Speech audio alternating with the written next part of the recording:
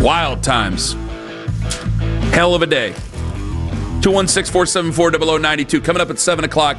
Just because he's better than what we have doesn't mean he's what we need. I want to get to some of these calls here, though. Do you have anything to say before we get to the calls on whether or not a big name will get you back on board with the Browns and their plan, whatever that might be? And are people even remotely considering Jim Schwartz to be a, quote, big name? Because I think his name is going to grow when you continue to see who they interview. Well, let me go to the phones. 216-474-0092. Dave in Cleveland. Dave, you're next up on the Fan. Hey, morning, fellas. Hey. Morning, Dave.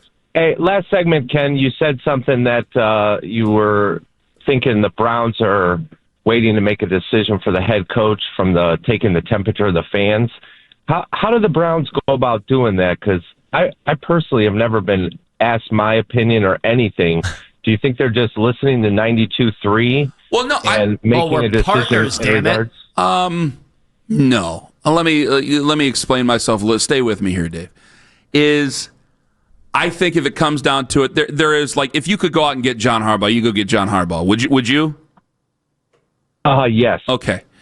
I think that they're trying to meld what's going to, because they have made overtures to get fans on their side before. You remember when they went 1-31 and they wrote the letter and everything like that? The Haslams put the letter out. They've made overtures to get you on their side before. I think that they look at this and I don't think they want to make major changes. They've committed to this, but they're thinking our fans are not down with the cause right now. How do we get them down with the cause? What's a bigger name that we could live with that the fans would really, really like? I think it's Jim.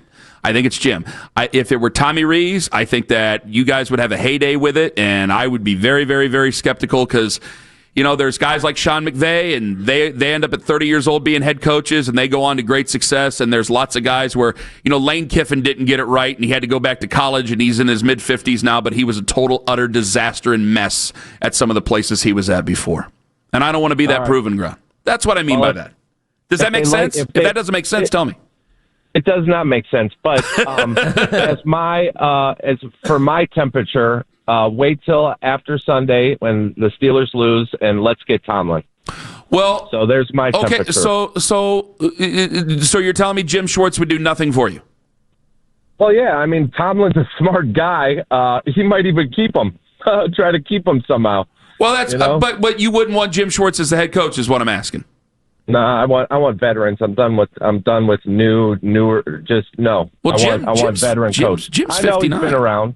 He has been around, but Tomlin, experience at the head coach position. That's what I want at this time. Okay. Bring back that guy.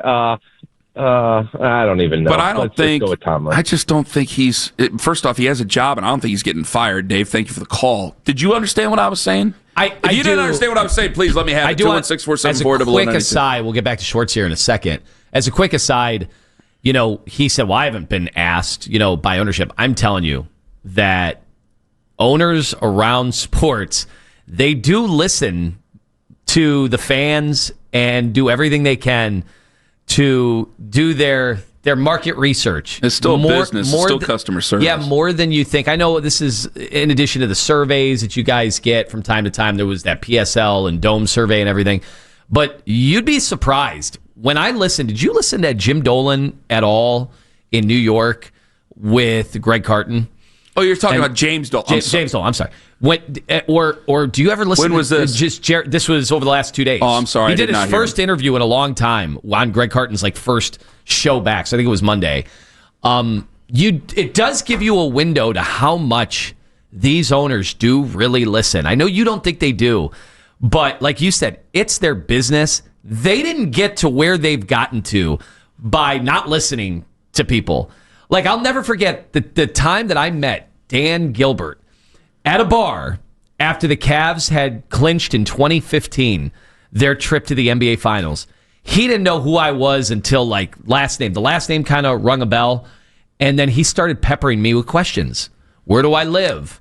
What do I do? Do my buddies own season tickets? Because they're always trying to get back in touch with real fans because they know that can impact their bottom line in a positive way.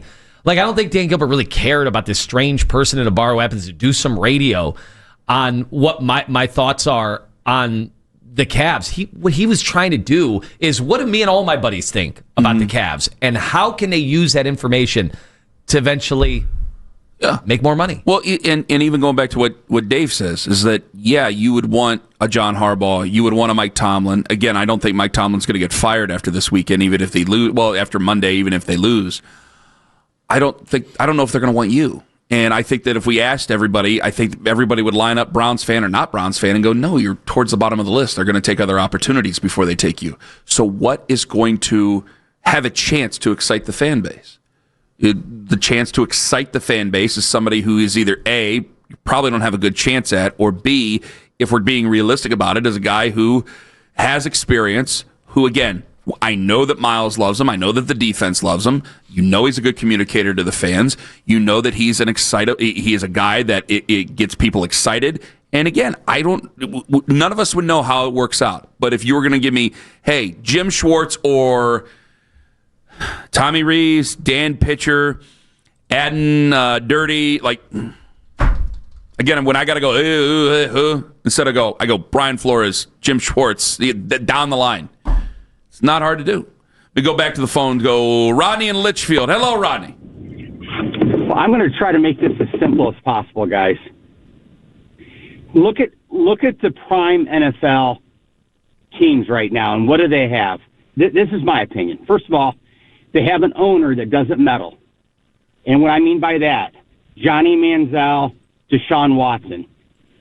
Are the Haslams good enough to sit down and get football people to make football decisions? Because let's be honest, you talk about business owners, they haven't done a very good job with their truck stops.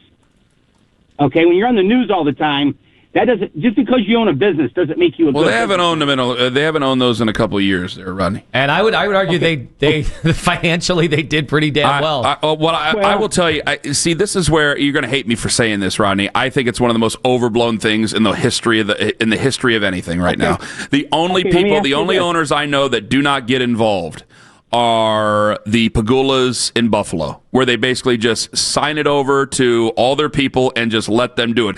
Meanwhile, the hockey team, the hockey fans can't stand them. But you look at a lot of these teams here.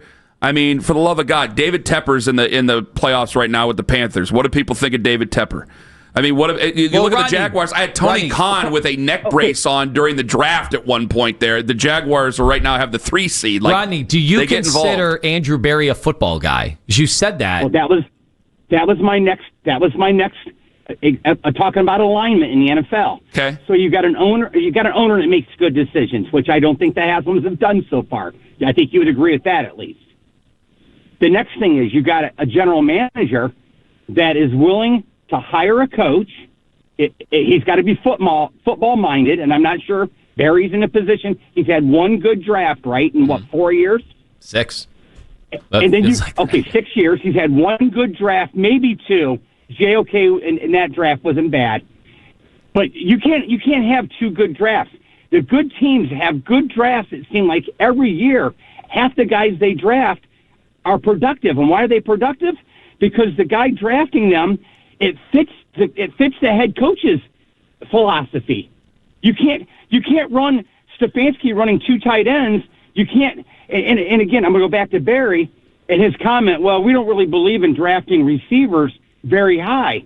Look at all the good teams. They've got at least one stud receiver. We have no stud receivers except now the kid from Bowling Green. If you want to call him a stud receiver, he fits Stefanski's scheme.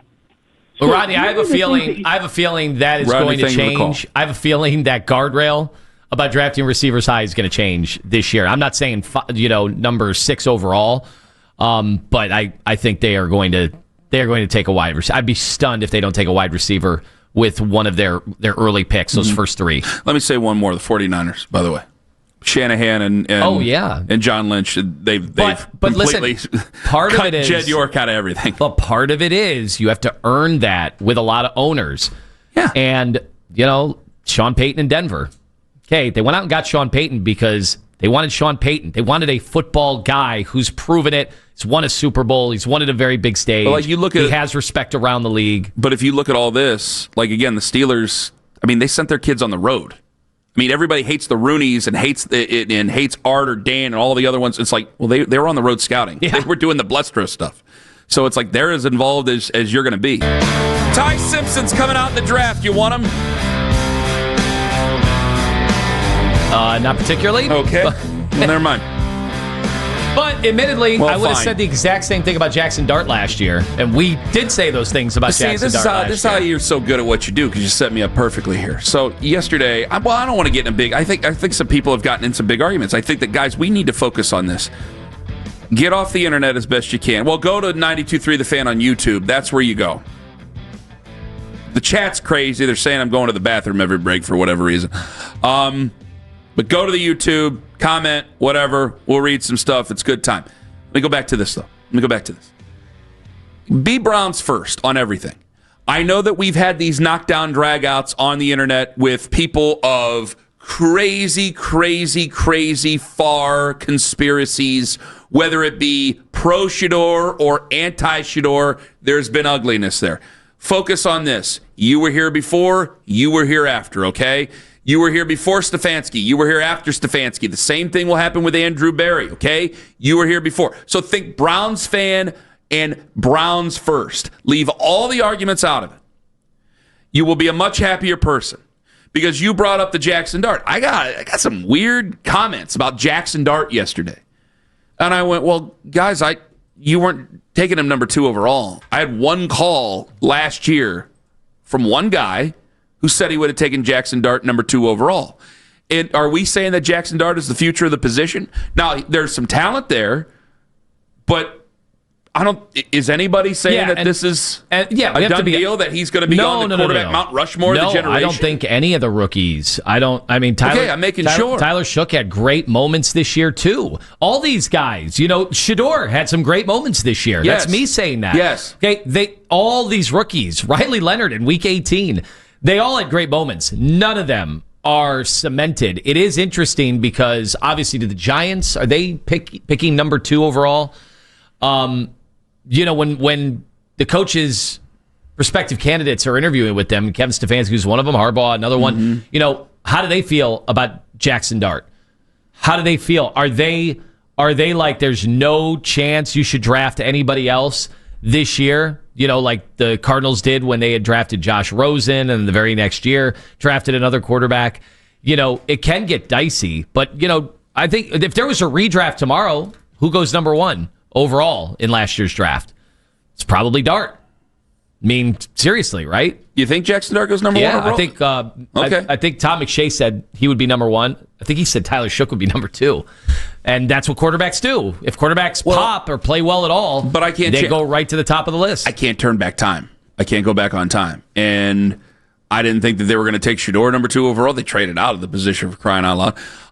I was shocked by where he fell. Don't get me wrong, but I didn't think they were going to take him number 2 overall. Couldn't advocate for him to take number 2 overall. Cam Ward was awful for the first half of the season. Yeah. And then he came out. I was impressed. I know his numbers weren't good against the Browns, but he's going up against Myles Garrett in that defense, and his offensive line was terrible, and he was making plays. But they won that game. Now Ty Simpson's going to come out in the draft, and that's perfectly fine. There's been some people who've given him a first-round grade. Because of the dearth of the position, he'll probably be a first-rounder more than likely. I'm not sure yet. We'll find out, right? And I had said yesterday on social media, well, I might as well put it out there. It's like, hey, I don't mind Ty Simpson. Tough kid. I know he's playing with an elbow injury halfway through the year this last year. I know that's why he had to leave the bowl game or the playoff game while they were getting their ass whooped because he really couldn't throw. So tough enough kid. This is probably where he can come out, make guaranteed money, make a lot of guaranteed money. Good for him. I said, I don't want to go back to the 20s and take him in the 20s the way we have in other years. And I immediately got a lot of pushback on that, saying, well, Kenny, he's better than anything we have. And I go, probably. He's probably better than what we have in the quarterback room. But he's a much bigger investment than anything we have in the quarterback room. Much larger. Like, we're getting it twisted up here.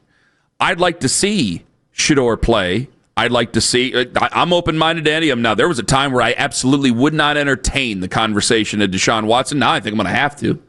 And for all we know, he can end up being the Week 1 starter. depending on who ends up being the head coach. There's a lot of things that are up in the air here, guys. And if I have this quarterback competition coming up, do I want to hand it over to not the best quarterback in this spot, a guy who probably won't go in the top 2, top 3, somewhere in there? Do I really want to do that? I don't think I want to do it. I don't think I want to make that investment, because if you take him at the back end of the first round this coming year, you're not just making that investment for this year. Unless things just go horrifically bad, then you're either making a feast or famine situation on a guy that is supposed to be more developmental than number 1 overall. But if you have this guy, then I'm investing in him more than investing in the Browns. I'd rather just invest in the Browns this year, because I don't think... You mean the guys that are here? Yes, because I think in 2 years, we would probably be saying the same thing about another quarterback that, well, he's better than what we have. He's better than Ty Simpson. I think in 2 or 3 years, we're doing that with him. And it's not just... I could be local about it and say, I don't want to do Brandon Weeden. I don't want to do the Brady Quinn thing. I don't want to do the J.J. McCarthy thing. No. Yeah, no, I don't want to do that. Where it's like, well... Do we have him? Do we not? Do we want to play him? Do we not want to? Do we want to go back in the draft and go after this guy? Should we have got rid of Sam Darnold? Should we have got rid of Shedeur? Should we have got rid of Deshaun? I don't want to do that with Ty Simpson. So if it doesn't jump off the page at me in the first round, no, I'm not really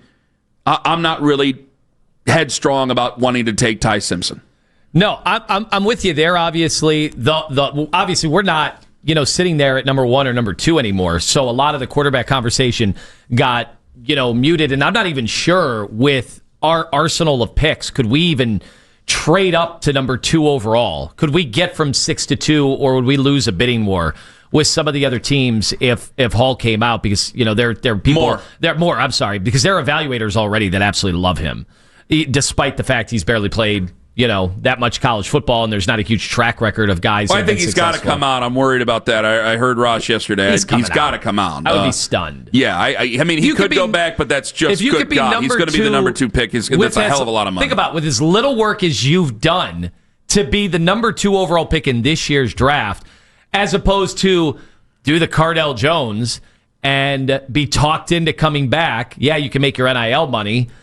But then you're staring next year at not being number 1 overall, and maybe even out of the top 5, or play yourself out of the top 10 or the first round, like Drew Aller. If you're Dante Moore, I don't even think it's just that. I mean, that's the worst case scenario, Drew Aller.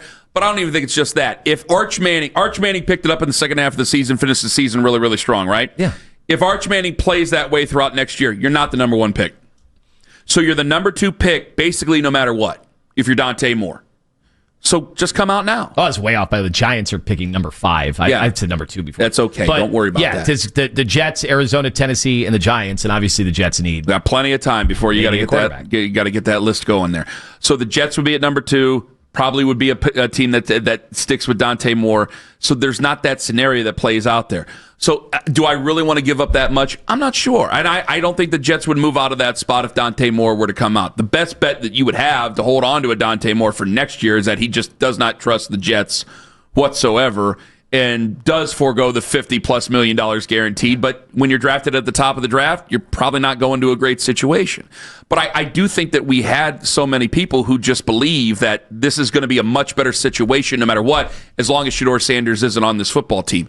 And I just don't believe that. I'm willing to go into another year where Dylan Gabriel's the 3rd quarterback. You want to do the Deshaun thing, fine. I just don't want to risk making a big investment and then having to pay more on this in 2027 and pass that up. Because I know 2027 looks like a good quarterback class. That's what we said about 2026. I don't want to guarantee anything and just keep playing down the line. But if you're going to make that decision, I want to invest at the top. I don't want to go back end first round, and you can give me Tyler Shook 2nd round. You can give me Jackson Dart back end of the first round. I saw people falling in love with Trinidad Chambliss after what he did in the last game. And, of course, he's playing tonight, right? Yeah, he's playing tonight. He's not going to be a first-round guy. No, I don't think he's going to be a first-round guy. No. I would not be stunned if they win tonight and he balls out. Like, this stuff changes quickly.